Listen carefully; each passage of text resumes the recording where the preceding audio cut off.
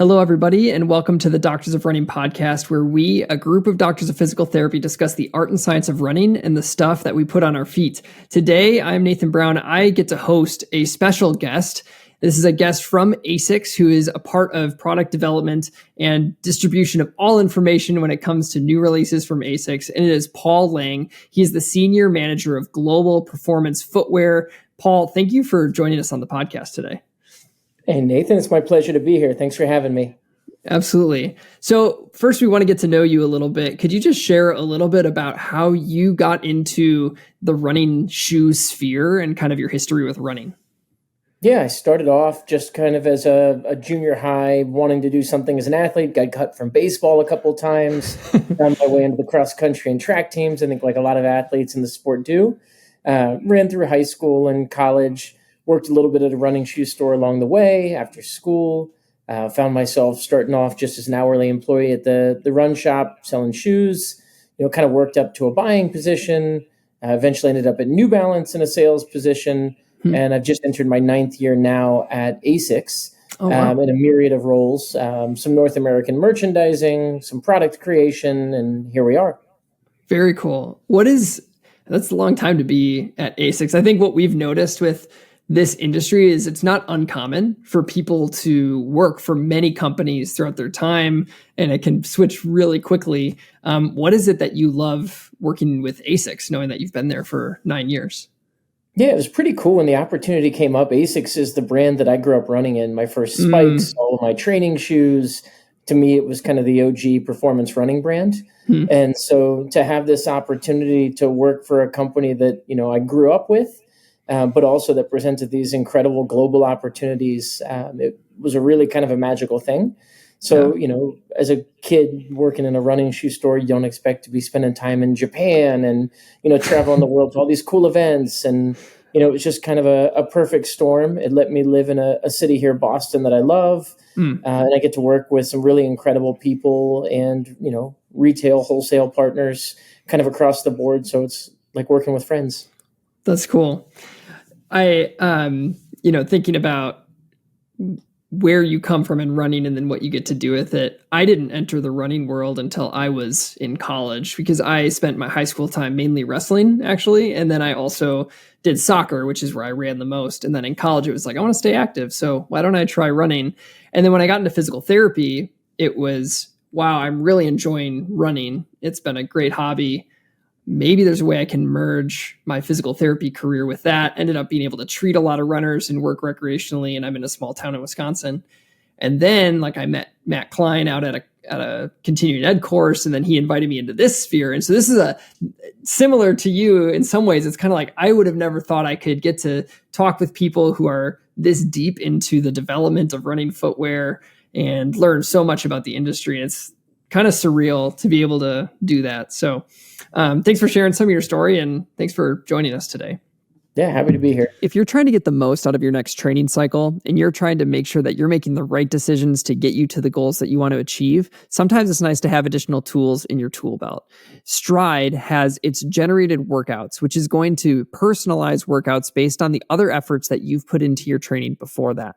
And so if you're wanting to have a little bit of assistance based on the data that your own body is giving you, you can check out stride.com to learn more about their generated workouts and other things that the Stride pods can help you achieve in your training and in your racing. So head on over to stride.com. That's stryd.com to learn more. So the first thing that I want to do, we've got a couple shoes that we're going to get to and we're going to talk about that are pretty anticipated releases from ASICS, mainly because of what has been their predecessors in this line. And we're going to leave it there for now. But I think what my mind has been curious about learning from you is ASICS has come a long way in the last 10 years with development. What's your general philosophical approach to footwear development? How do y'all come up with the new types of product that you come up with? What's that process look like? Yeah, this is easy because this is the ASICS design philosophy. So we actually have a kind of a 4-tier system that everything falls into. So as we're creating any new product, it's got a couple things that we're looking through the lens of. So in no particular order here, we've got user testing. And so that's from, the elite athletes, all the way down to the beginner, making sure that we're putting products on human bodies in motion, through all kinds of paces and efforts, from walking to running to racing, just to make sure that, we're getting that sensory wear testing kind of across the board to really get that feedback. Of course, science, that's where everything is really balanced from. So for us, we have kind of a human-centric approach. It's balancing laboratory testing, biomechanical, physiological, the material sciences, engineering, and that comes from a handful of different sources, both internal and external labs, excuse me. We look at those pieces then with innovation. So that's always going to sit at the forefront of getting better, right? But to us, innovation could be a massive leap forward, or it could be that idea of Kaizen or incremental improvement over those innovations to ensure that we're continuing to deliver a product that meets the needs, the desires, but also, what the body's looking for simply in a shoe. And then lastly, the idea of sustainability. Taking action to kind of implement more sustainable processes and reducing carbon emissions. So those are really the 4 tiers. And anytime we're looking at building a product, we're going through those lenses, but then there's kind of a whole, process that rides parallel to that. Yeah. And when a new shoe is coming into the fold, where does the idea originally come from? Does someone high up come down and like slap down we need this type of shoe? Or is it somebody who's just on staff who has this idea? Like, where do those things kind of genesis from? Yeah, it comes from a bunch of different areas, honestly. Sometimes it's a simple identification of like a consumer insight. We've had this happen where, we'll talk about a shoe here in a second, where we were doing some testing for a different shoe. And this insight just kept popping up to the top. And it was like, okay, we've got something here. So you take that insight, that kind of leads to the brief or the idea of the product, what it's going to stand for, how we're going to build it. And then you start down the road. In other instances, it could be something just as simple as the continuation of a product that we've had for years and years. But, how do we take that to the next step? And that could be because, changing trend, material science, accelerations, there's all kinds of different, levers, I think, that can be pulled. You never want to just update to update. I think we hear that often, that was my favorite shoe. I just bought 5 pairs of those to make sure I'm okay. Right. So for us, it's the idea of trying to be thoughtful in how we're updating, updating on a cadence that makes sense. I think to us, it always makes sense because we know what's coming down the pipeline in the future. To everyone else, maybe it isn't quite there. But then when the products come out, it's like, oh, okay, that all falls into sense and things ladder up and they all have their place, their reason for being. In that vein, the cycle of what you all are thinking about, you're like thinking probably 3 years ahead of what's released. Like these things are coming out, you're delivering the message about the new things that are happening, but you're working on stuff that's probably coming out years from now. How does the consumer feedback or like our reviews, all that kind of stuff, how, if any, does that get integrated into the development process? It's further out than you would think it is. We've got, I'll use Nimbus 27 as an example. That's in the marketplace right now. The Nimbus 28's done. The Nimbus 28's testing. The Nimbus 30's in progress. So, if we're to get, an insight, I guess feedback sometimes is what is wanted to be provided, but sometimes feedback is difficult to work with if it's directly, oh, we need to change this little bit. Well, we may have moved on. But insight is what we're looking for. So, feeling, experience, transitions, those kind of things, regardless of where you stand, I think in a generation of a shoe, consumer insight is always the most important. Yeah. If you're going to say, hey, we need to move the bevel back a millimeter, on this. It's like, well, that's a little more difficult. But if we find that right consumer insight, that might be kind of fulfilling the prophecy of the next couple versions of the shoe. That's actually a really interesting thing for us because what we do in our reviews, we always have a little recommendations section and we don't know, what good those do necessarily for companies. But our hope is that if we were to give recommendations for a shoe, that it can be found somewhere or if there's room for improvement. I would say when I write that, I often think about specific feedback to the model. Maybe there's a certain cutout that I think could be modified to improve the stability without taking away the transition or improve the bevel, for, like you said, for example. But it sounded like what the better kind of messaging back to the company that they can use are insights about general experience, not so much specific tweaks that could be made to the shoe, because that may have been made already, or they've ditched that foam for like soften up the foam a little bit. You're like, well, yeah, we're using 2 new models of foam already, so we can't really tweak that anymore. So that's fascinating. That's a lot of that feedback too will come through the actual wear test programs that we run. Yeah. So we'll have people testing in the new versions of things. And so we are able to pull some of those directly out. That's where some of the lab testing comes in as well. We're able to do kind of, some of the durability type testing over long wear. We're able to do some insight testing, perception testing, machine testing. So it's, grabbing little bits of information from all over to try and create the best product we can. So I don't know how much you can say about this, but with your wear testing process, about how many people test a shoe before it ends up moving to the next phase of development? That's hard to substantiate because there's so many phases and versions of testing. Okay. So we go through a handful of rounds on every shoe. We may have prototype rounds. We've got in-person testing in a couple different locations globally. We've got some labs that are doing some testing independent of that. So it is a lot of feet, but to give you an actual number might be a little bit more challenging. Yeah, that makes sense. And when it comes to the lab testing, biomechanics, physiological testing, how is it every model that goes through that sort of testing, or is that reserved for certain aims that shoes may have? No, I mean, everything is getting tested to some degree, all the way out down to something like the Gel Contend, a $75, running shoe. We go all the way up to the premium stuff. What you're going to see, the premium stuff may have a few extra testing rounds. It may have some extra more specific tests if we're looking for, certain bounce levels or cushion levels, or we have a KPI baseline that we're trying to get to. But yeah, everything is tested. The Institute of Sports Science, the ISS that we have is a great resource for us. We partner with some external labs, and then, we do some testing out of Boston locally on feet as well. So lots and lots of testing, lots and lots of insight sourcing, spending a lot of time trying to make sure that we're getting it right. Great. Very cool. Well, let's transition into talking about what probably most people want to hear you talk about. And it's the 2 new models of shoes. These 2 new models join some of my favorites that I've ran in, the Blast line, I suppose. So you have the Novablast and the Superblast. I ran my most recent half marathon in the Superblast.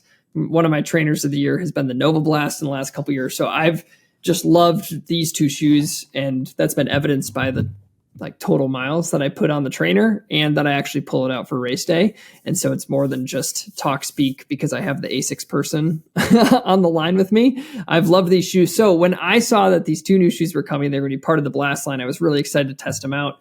And that is the Sonicblast and the Megablast, 2 new shoes that are kind of coming into market. And what I'm hoping we can do is kind of walk through each model, probably one at a time, learn a little bit more about the inspiration behind them. And then I've had a chance to get all of my testing miles in on these things. And I'd love to kind of see how much those things match up with each other and kind of hear your response to some of my experiences and your thoughts on it as well. So let's kind of start with the Sonicblast. Can you tell us a little bit about kind of what inspired this shoe and where it's coming from?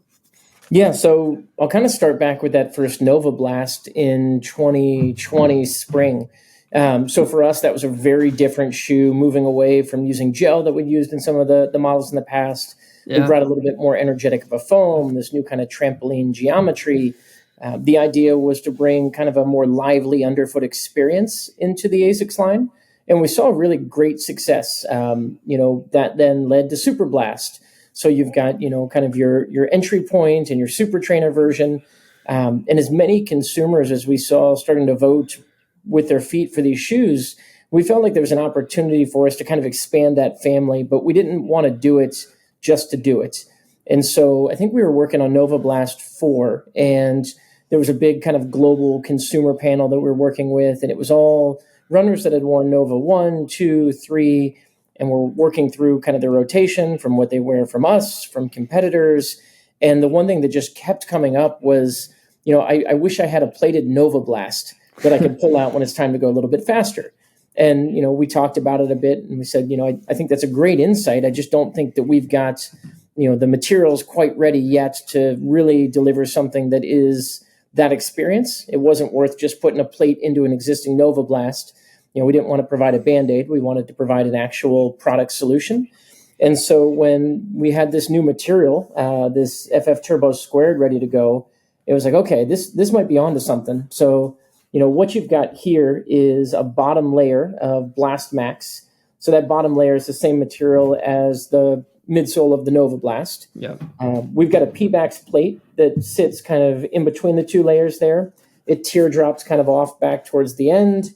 You can see the little wings kind of protrude there on the medial and lateral sides. A little bit of a peekaboo there on the bottom as well. And then that ATPU, that Turbo² sits on the top layer. And so what you've got is this really kind of lively ride, but a more flexible plate, just knowing that some of the plates in the racers and even some of the more premium, high stiffness carbon type setups didn't lend themselves to everyday training quite as much. And we wanted a shoe that had that familiarity of Novablast with kind of that snappiness and fun experience for everyday running. And so that's where Sonicblast came from. It was really the Novablast kind of taken to supersonic speeds for everyday training. So besides that, we've got this really fun upper. You can see it almost has like this pinhole finish in terms of ventilation. A little bit of a thinner tongue, but it's still padded nicely, so we're not going to get lace bite. And then a pretty nice collar lining too, so you've got some padding back there. So, we're stacked a little bit higher than we are on Nova. We've got a little bit peppier of a foam, and then that PEBAX plate. You'll see it called the Astro plate. That's kind of the brand that we're naming it, but the makeup of it is PEBAX itself. So we're really excited about having something that's a little bit faster. It's fun. It's still, a daily trainer, but it can get moving a little bit quicker. And I think for someone that's a Novablast user that wants a second shoe that speeds it up a little bit, it's a great option.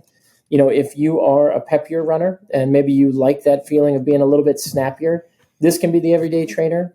Or potentially if you're a runner that wants to kind of experiment with plates for racing, but you're not quite ready to go into that carbon space yet, another really good kind of proposition for you with Sonicblast. Cool. No, that's great. One thing that I was glad to hear you say was you didn't want to just slap a plate in a Novablast. And I would say that people who have been listening to the podcast have heard me at least talk about this, if not others as well. But I get annoyed at the plate trend a little bit, where not every shoe needs to have a plate, and the plate is not this magic sauce for something. It has to be part of a cocktail. You know this better than I do. You're in the actual footwear development side of things with looking at actual things in the lab, but the literature is showing that you don't just need a plate. You need a plate plus the foam plus the whatever if you're going to make a advanced footwear technology shoe that's giving you that super shoe improved running economy. And then the use of a plate, if it's not for that true running economy, it should be used thoughtfully for probably stabilizing a foam, giving you a little bit of rigidity, whatever it is.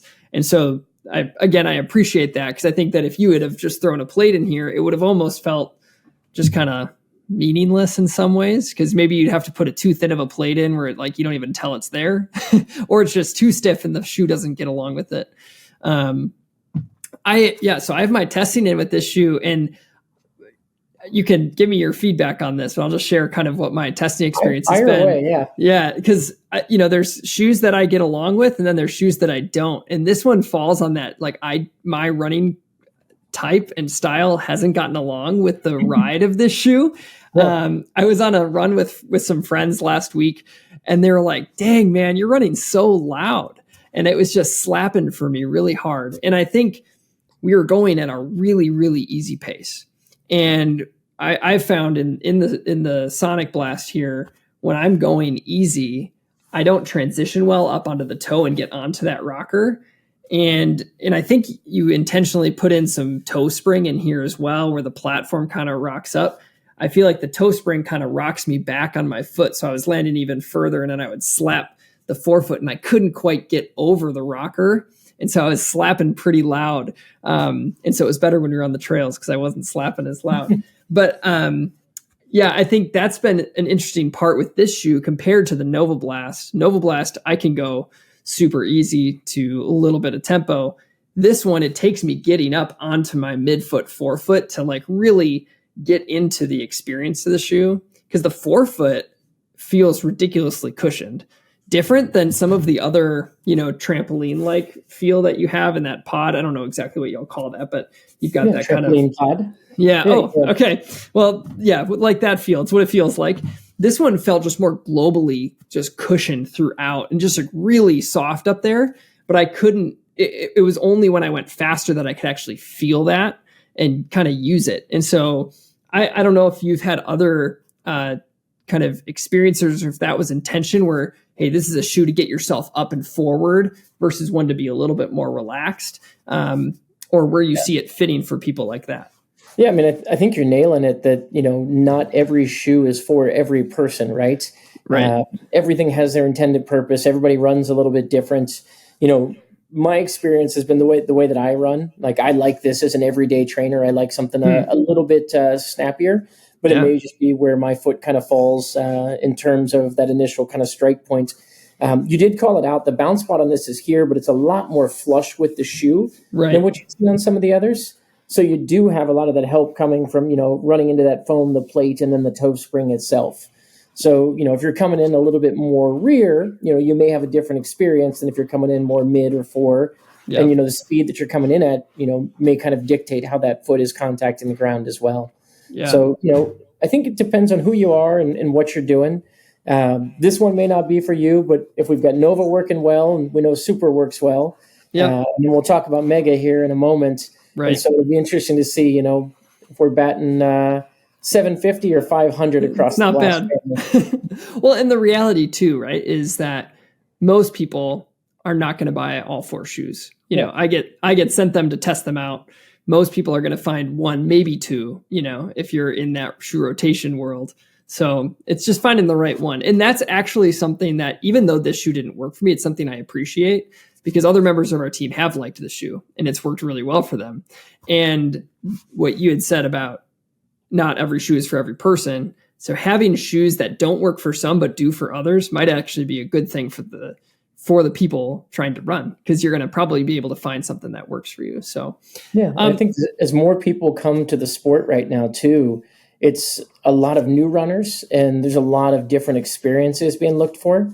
So I think when you look at the way that we built product over the years, you have shoes like the Nimbus and the Cumulus that live more on kind of that plush side of cushion, where, as we start to build out this line a little bit more on kind of that bouncier side or energetic side of cushion, it's not that we're trying to supplant one shoe with the other. Our goal is that those experiences continue to kind of space out a little bit and find their own place. I remember before it was I think the Nimbus 25 was the big overhaul, right? Yep.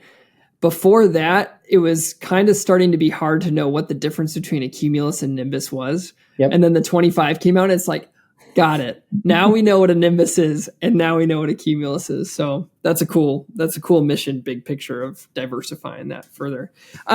You just mentioned how, kind of flush this all is.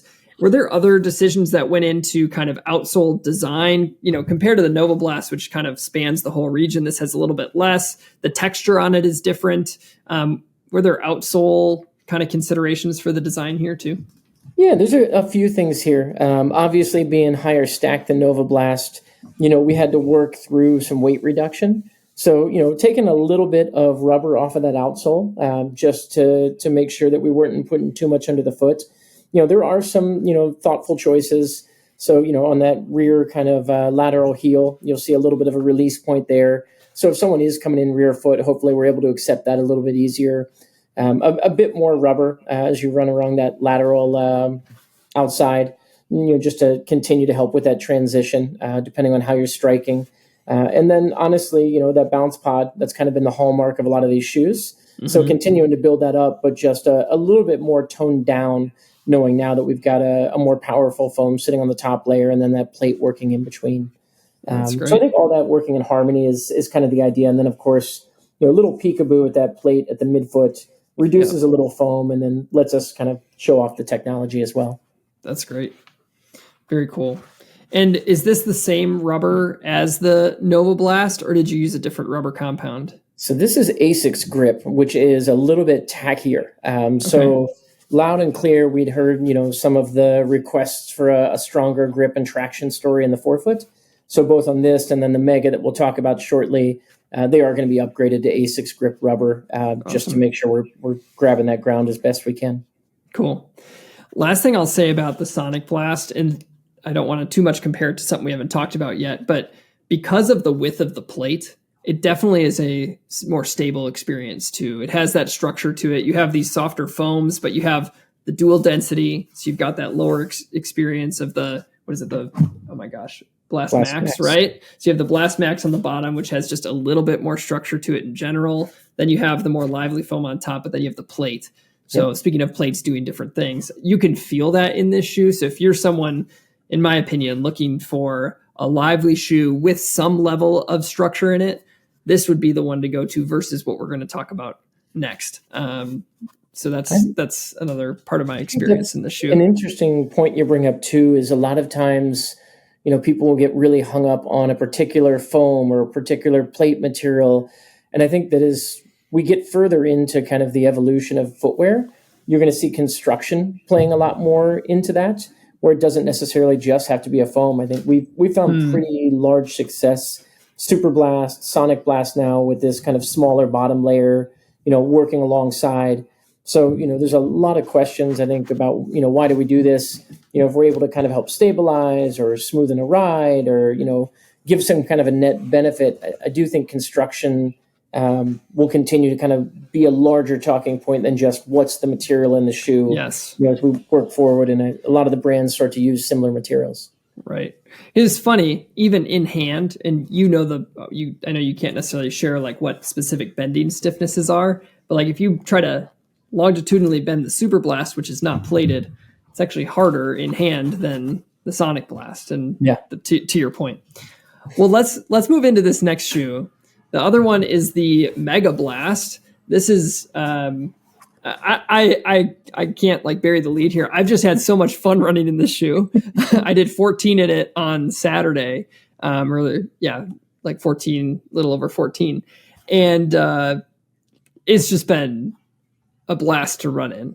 I didn't mean to say blast, but it's been really fun to run in. So tell us about the inspiration of this shoe and kind of where this one came from. Yeah, so this the full midsole is that Turbo², so kind of turbo to the next level. Anytime we get a new foam, typically we put that in one of the previous shoes, test it out. We want to see what the experience is like. We want to see what durability is like, all those kind of things. And so, we've got a pretty robust testing group, as I mentioned. We put this into a Superblast, and we sent it out to a handful of testers, and they'd all run in previous Superblasts and were really familiar with the shoe. And so when we got the feedback back, there were like 3 insights that just clicked almost every tester. They were same thing as you. They were like, this is fun as heck. They're like, I just keep pulling this shoe out. I was like, okay, well, why is that? It's like, because 2, it is just energetic. The amount of bounce in this thing for the weight is crazy. Okay, that's great. What's the third insight? This feels nothing like a Superblast. Yeah. And you're like, oh, okay. So, light bulb kind of goes off. And we had talked about how we wanted to expand that Blast family and make it a true family. I think we always felt like 4 shoes, Nova up. We do have a few shoes that sit below Nova, but Nova up 4 shoes would really kind of round out every usage occasion for a Blast shoe. And, we wanted to have something that could kind of sit at the pinnacle in terms of energy return. But we also know there's a prioritization of a lot of runners for super lightweight. Yeah. And being able to move to this new midsole material, we were able to combine those 2 things. And so in a men's 9, I think we've got it weighing about 230 grams. So you're, somewhere around 8 ounces or so for the amount of stack that's underfoot, the weight on this thing is incredibly light, and then the bounce is just something special. It's where Super has kind of a protective, guided ride along with bounce. This one to me just feels almost untamed a little bit, if you will. You kind of like, you turn the safety off and you can let this thing rip a little bit. Yeah, I think the way you've described that really matches what my experience was in this shoe. Because when I saw it, I also wondered, like, okay, so when I got these shoes, full disclosure, like I got them and y'all send us like information about them, and I chose not to look at any of that information. I just wanted to like see what I felt. And I did like a 10-mile run where I did my first 5 in the Megablast, the second 5 in the Sonicblast, just to really feel the differences between the shoes. But just to speak to the Megablast, it just felt really light, like super light on foot. Felt like there was nothing there, super kind of thin upper, kind of that synthetic type material. And definitely has a more snug fit. Like the forefoot, I don't know how y'all create your uppers off of lasts or whatever, but this one feels much more snug, kind of race ready in some ways where, I haven't been doing any racing in it, but I would, I did my half marathon in the Superblast, but if I was in like good running shape, for me as a runner who my best half marathons at like an hour and a half, I would love to pull this thing out for that, or like even longer races, because it's got that pop. And when I would go faster, it popped more. And when I slowed down, it kind of tamed down a little bit, and it was just nice and smooth. The geometry is really nice on it. It just felt like everything you'd want in a trainer. It's a little wobbly. It can be, even though there's a nice width on the base here, a little bit, just because of how much give there is to this foam. It's not like a squishy experience. It's a very lively experience, but even with that, it can have a little bit of that wobble. But that's why I brought up the stability of the Sonicblast, because you don't really get and honestly, the stability in the Superblast is much higher in comparison to the Megablast. Yep. This is kind of that like turn it up, go run a little bit faster, or if you don't need any stability, like I did my 14 in it, and it was super, and I did chill miles, and it was awesome. It just felt really rhythmic. So when we talked about that subset of runners that's coming and looking for like whatever the next experience is, I think this is what we're talking about. Super's still going to have a place. I think it's that Swiss Army knife. For a lot of runners, it's kind of that magic shoe. It's their long run shoe. But I think for Superblast, if you're efficient enough, it can do those things. It could be a race shoe for some people, but more than anything, this is just the most bounce you're going to get out of a true daily trainer. Totally. You mentioned that upper, it is kind of race inspired. You can tell that it's got a little bit of that transparency, a little bit of that gradation, almost like a Metaspeed would have. The thinner tongue. We do have that pull tab and a little bit of a collar lining there, but still really thin. So it's daily trainer, but trying to do everything we can do to reduce weight. And then we gave you that ASICS grip rubber on the outsole again. So just making sure that you're clawing that ground and getting the most traction to go along with your bounce as possible. Well, with this one, speaking of grip, the rubber is slightly thicker on this one than it is or it seems thicker on this one than the Sonicblast.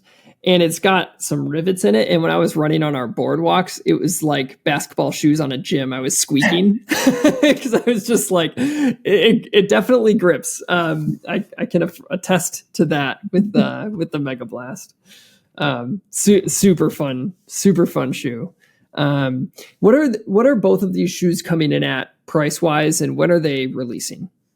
Yeah, so I'll take you through the whole line if that works. Sure. Easy enough. Yeah, that's great. So Novablast out now, $150. We go a little bit more up tempo when we go to Sonicblast. That'll be September 1st for $180. Move to Super 3. That's in market now for $200. And then for Mega, that's the 2, right? Super 2. Yes, that's great. Super 2. Okay. Great. Super 3's in the back of my head. That'll come out in the spring of 26. Okay. And then $225 for Mega for that best expression of bounce and weight. Great. That's awesome. And that'll be September 1st, just ahead of kind of Tokyo World Athletic Championships track and field. So even some of the color inspiration you'll see on these kind of evoking an idea of the speed we'll see in Tokyo for those track and field world championships. Very cool.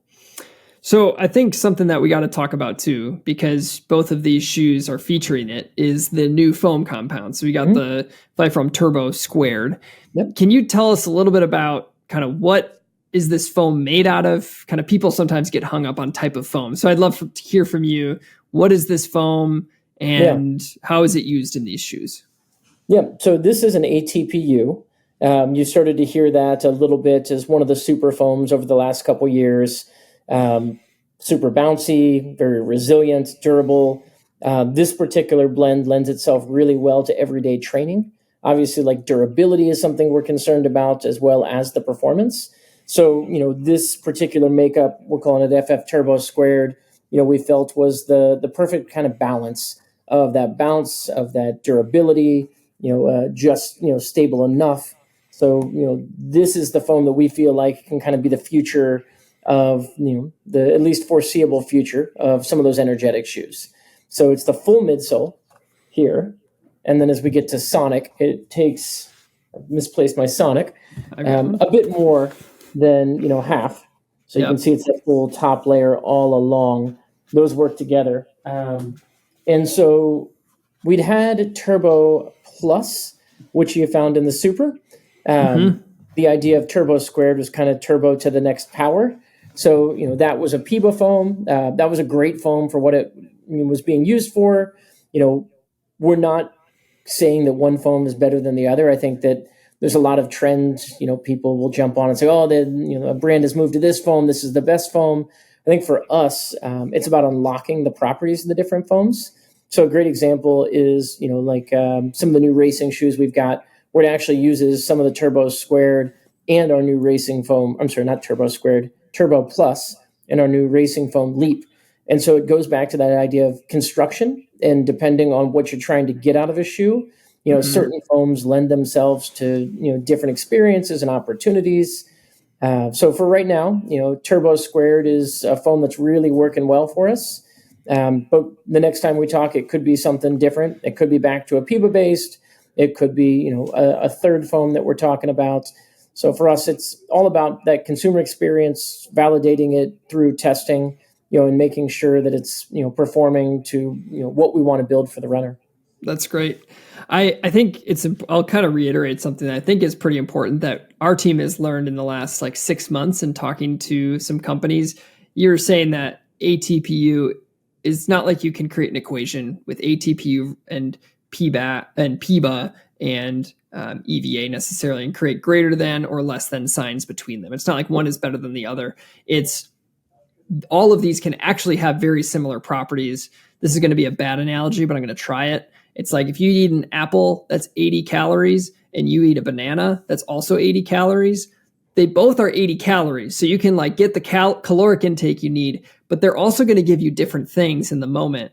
And so they have some similarities and some differences in our ability to play with foam properties is much higher now than it was in the past. And so it's not like a foam to be a super foam even needs to be a certain kind of derivative. You can get the same properties out of multiple things. Do we agree on that kind of concept? Yeah, we're cooking different recipes every day, trying to get a little bit closer to the perfect cake. And the perfect cake is just what you're in the mood for that day. There's never going to be one absolutely perfect. It's just, getting us to what our runner is looking for, today, tomorrow, and on race day. Right.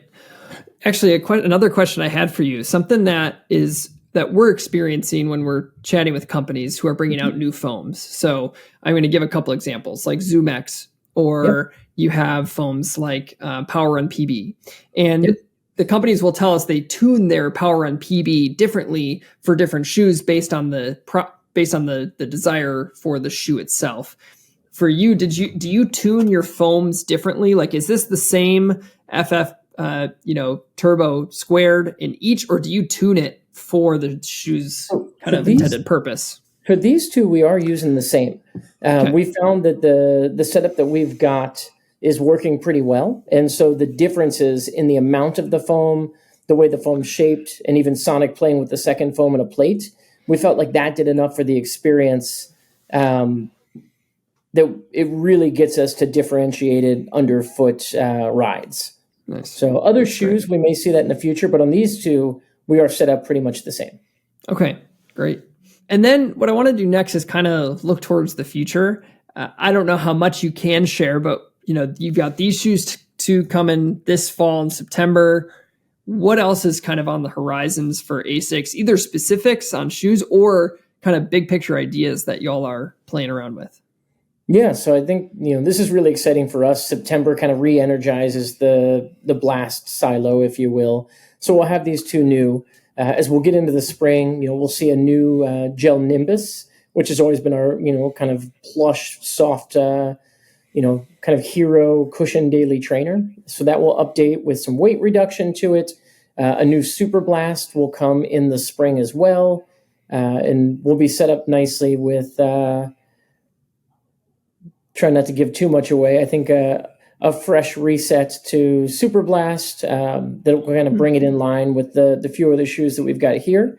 Okay. And then as we get into the summer of 2026, Nova will update, and then we'll have kind of 4 shoes all playing at the same kind of level, and it'll be a very easy step ladder to understand the movement from Nova to Sonic to Super to Mega, why you might be able to use a couple of those in your rotation, or why 1 or 2 of those might work best for you depending on what you're doing with it.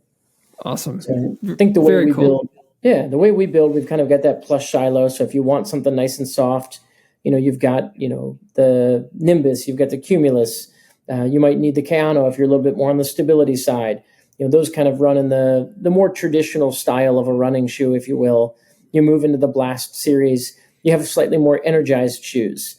You move over to the race category, you've got in the Metaspeed family now 3 shoes. 1 ultra lightweight at 130 grams, Crazy. 2 that sit side by side depending on what the foot's doing as it kind of makes contact with the ground. What your stride's doing as you're speeding up. You move down the Magic Speed. We'll see a nice update towards the end of this year that will bring that kind of in line, and I think Sonic will make a bit more sense as a plated trainer to people. I know that's going to be a question. I was just going to bring that up. I was like, what? That's the other shoe. It's like, where does that fit, especially with Sonicblast? But cool. Yeah. I think Magic Speed will fall back into a little bit more traditional of a racer. Okay. Kind of it adapted to a plated trainer for a bit. I think Sonicblast will be able to take that mantle, and we'll let Magic get back to being fast and speedy like it was intended. Yeah. No, that's great. Very cool. So I have one more question for you, and then I'll let you go. And my question is, what is your either current or has been your favorite ASICS shoe to run in? Oh, all time or just right now? You could go both if you've got them with you. So I'll give you 2. One is years and years old. It was the DS Trainer 7 in the limeade green color. Even the color. Yeah, it was tiger stripes that had tiger stripes within the tiger stripes. It's like some Inception. Wow.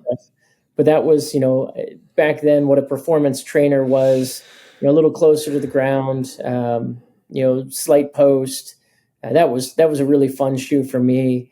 The last couple of years, it's predominantly been Novablast, but I think for probably the last 6 months now, it's been Megablast for me since I've had a pair of those in my size. And cool. I love the excitement, the fun. It's a shoe you keep by your door, and like you smile because you're ready to go out when you've got that to put on your feet. Fantastic. Well, Paul, thank you for giving up. We're recording if you're out in Boston, it is very late over by you. So thank you for giving us your time to chat about kind of these new releases and a lot more about ASICS and kind of bringing us behind the curtain a little bit. If people have more questions for us about everything that we talked about, don't be afraid to drop comments or shoot us an email at doctorsofrunning@gmail.com, and we can make sure that we try to answer to the best of our abilities all the questions that you have. So Paul, thank you again for joining us on the podcast. Yeah, my pleasure, Nathan. Thanks for having me, and hopefully we'll be back soon.